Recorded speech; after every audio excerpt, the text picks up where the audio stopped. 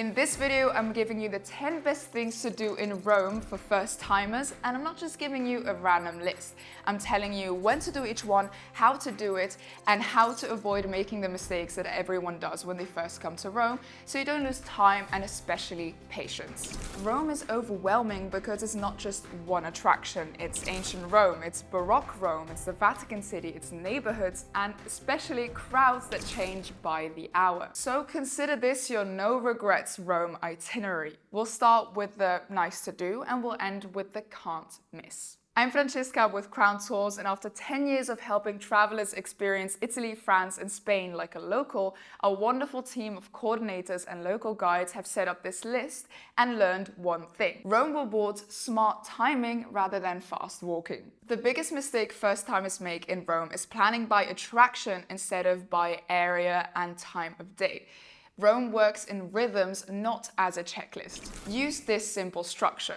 Start your attractions early in the morning, like your Colosseum day, your Vatican day, or your Galleria Borghese visit, where your energy is going to be the highest and the timing is of the essence. Use your afternoons for flexible exploring, like a walk through the historic center, doing some shopping, getting a gelato, or visiting something smaller like the Pantheon. Then save your evenings for neighborhoods like Trastevere and Monti for the atmosphere, for dinner, or for even choosing a nice spot for sunset and ending your day in the perfect way. Planning this way is how you avoid that feeling of walking forever and still missing things. Okay, so let's start the countdown. Number 10.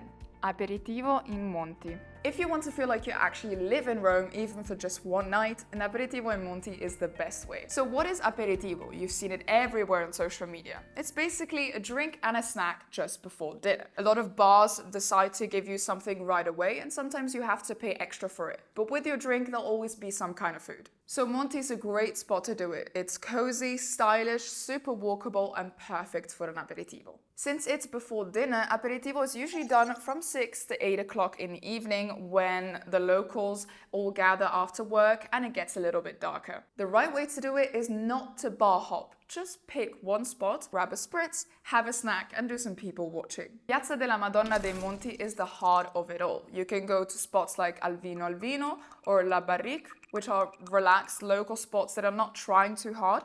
Or if you're traveling with friends, a great spot is Gallery, where you can meet a lot of locals and new people. Number 9. Borghese Gallery and Villa Borghese. The museum where not only the art is beautiful, but the building itself will leave you speechless. Even if you're only a little into art, the Borghese Gallery is a perfect museum to visit, especially as a first-timer. It's not huge, it's not chaotic, and instead of endless corridors, you're standing face to face with the masterpieces of Bernini, Caravaggio, and Canova. Personally, it's my favorite museum in Rome, and I still remember that the first time I entered, I could not believe my eyes. Mornings or early in the afternoon is the best time to visit the Galleria Borghese, and booking in advance is non-negotiable. The tickets are limited and they often sell out days in advance. When you're done, don't rush back into the city. Galleria Borghese is actually in a huge park called Villa Borghese, so you can take a walk, you can go to the Pincio Terrace to have a beautiful view of Rome, you can even rent a boat at the Tempio di Esculapio or just sit and do nothing and rest. A lot of first-timers actually skip Galleria Borghese because it's not on the classic touristic path, but a lot of people actually regret not seeing it. Number 8 in this list.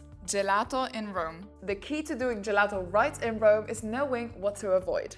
Everyone wants a typical gelato when they come to Rome. Of course, they see gelato here, gelato there. Of course, you would crave it. And gelato is great in Rome. However, there's way too many places, and a lot of these places taste like pure sugar. So trust me on this. When you see these things, look at it, but move past it. Rule number 1, gelato shouldn't look neon colored. If this pistachio is bright green, avoid. If you see very tall mountains of gelato, just keep walking. Good gelato has actually natural muted colors and is often covered by a metal tin. If you see bubblegum flavors or something overly fake, that's the best sign to just walk away. You'll find some of the best spots tucked away near Piazza Navona, Monti, Trastevere, instead of those places that are shouting for your attention. These are some of my recommendations depending on the area you're passing by. In the city center, you can go to Frigidarium or Gelateria del Teatro. In the Vatican area, you can go to Millennium or Gelateria dei Gracchi. In the Colosseum and Monti area, you can go to Gelateria dell'Angeletto. And in Trastevere, you can go to Otaleg and Gelateria del Viale. The best time for gelato? To be honest, there's never a best time. You can always eat it in the morning, in the afternoon, but I always recommend it late afternoon, early in the evening, so you can just have a gelato in your hand and walk through the city center. Number 7, hands-on experiences. Sightseeing in Rome is not enough. Here's the truth. If you only visit monuments, everything starts to blend together. Another beautiful building, another beautiful square, a lovely museum. What actually matters is when you do something. Hands-on experiences are perfect in the early afternoon or in the evening, especially after a big sightseeing day. You can do activities like a wine tasting, a walking tour, an arts class, or a hands-on cooking class. Cooking classes in Rome work especially well because they're social, relaxed, and very immersive. You have the chance to get immersed in the Italian culture, cook your own food and eat it. And it's way better than just going to a restaurant every single night. You can actually have an experience you can take home instead of just the usual pictures. Number 6 of the can't miss, Trastevere at night. The classic mistake people make when coming to Trastevere is arriving hungry, wandering around aimlessly, and choosing the first tourist trap. Trastevere has been trending on social media for months. You see people dancing in the piazza, filled with locals, filled with young people, and yes, most of it is true. Especially for first-timers, it's the perfect place to go out or have a lovely dinner. The best time to go, in my opinion, is after 7:30 in the evening, where all the locals and tourists start to mingle, the lights go up, and it's just a lovely atmosphere. A big mistake is going to a tourist trap restaurant. The first indication, a very long line. If you see a long line, just straight up avoid. The smartest way to do Trastevere is to pick a restaurant, book a table in advance, have dinner, and then have a lovely walk after. You'll be way more relaxed than if you stand in an hour-long line. The heart of the neighborhood is around Piazza di Santa Maria in Trastevere. However, be aware that the restaurants around that area are not the best. Instead, you should go to these ones. If you're looking for pasta, you can go to Trattoria da Teo or Fiera Mosca. If you're looking for pizza, you can go to L'Elementare or Peppo al Cosimato. All of these restaurants can be booked in advance, so if you can, just go there. And if you want help choosing a place, comment Trastevere and tell me the time of the year you're traveling with, and I'll send you a list of nice restaurants in Trastevere. Number 5, early mornings in Rome. Rome before 8 a.m. An early morning walk through Rome is the move that makes your entire trip feel expensive, even if you're on a budget. Seeing these places without the crowds, trust me, it will feel like a completely different city. I recommend you go before even earlier than 9 a.m.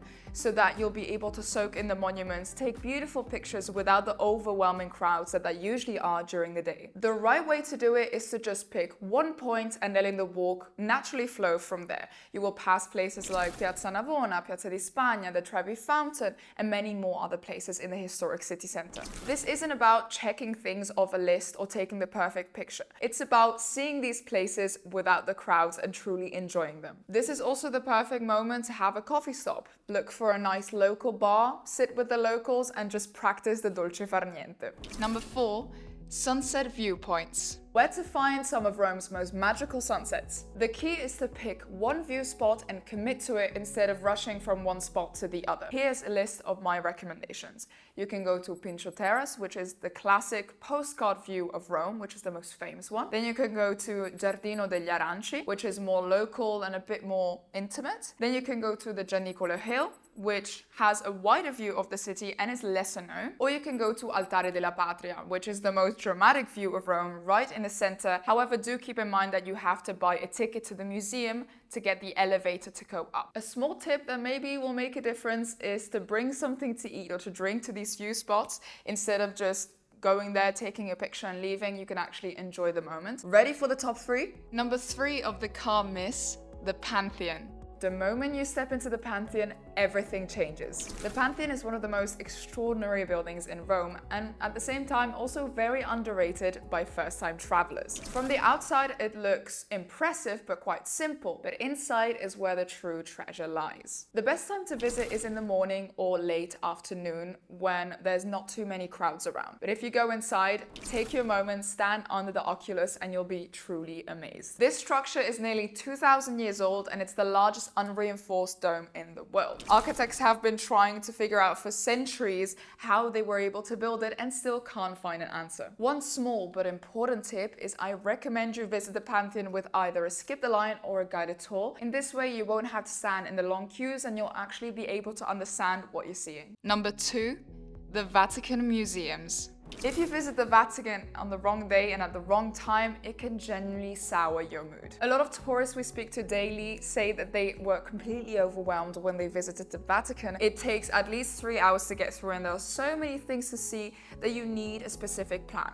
So with the Vatican, timing is of the essence. The best moment to visit the Vatican Museums is very early in the morning or late in the afternoon around closing time where the crowds are way less. And one important thing to remember, you cannot probably see everything. So make a list of your top priorities, whether that's the Raphael rooms, the Gallery of Maps, the Sistine Chapel, and go to see these first. Then see if you have some time to move around and explore other rooms. Avoid turning this museum into a speed run.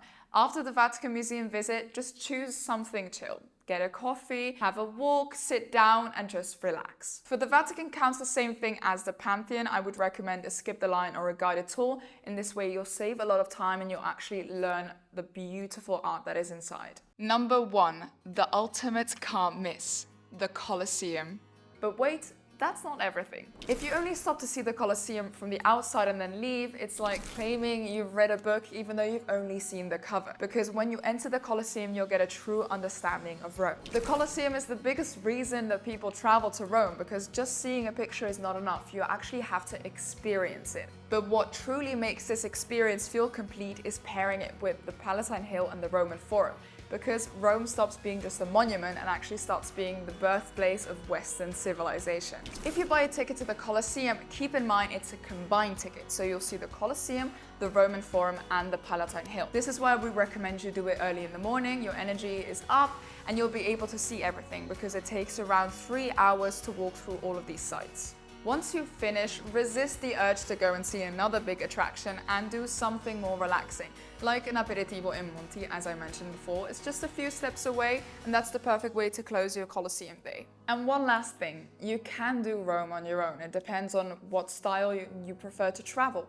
But especially if you like organizing things and timing is very important to you, the best way to visit things like the Vatican and the Colosseum is with a guided tour. In that way, trust me, you'll save a massive amount of time standing in lines. I've heard people stand in line for at least 2 hours to visit the Vatican Museums. And you don't want that if you want to fit everything into a 3-day itinerary, for example. So a guided tour and a skip the line ticket is going to make your experience much more enjoyable and you'll actually be able to understand all of the beautiful things you see. We do guided experiences too, so if you want more information, I'll link everything in the description. Now that you've come this far, we've left you a little surprise in the description as a thank you. Make sure you use this code anytime you book with us. If this video helped, save it for later and share it with a person you're traveling to Rome with. And if you have any questions, drop them in the comments. Let us know when you're traveling, where you plan to travel, and we'll help you out. We're looking forward to seeing you in the future. Buon viaggio, and I'll see you in Rome.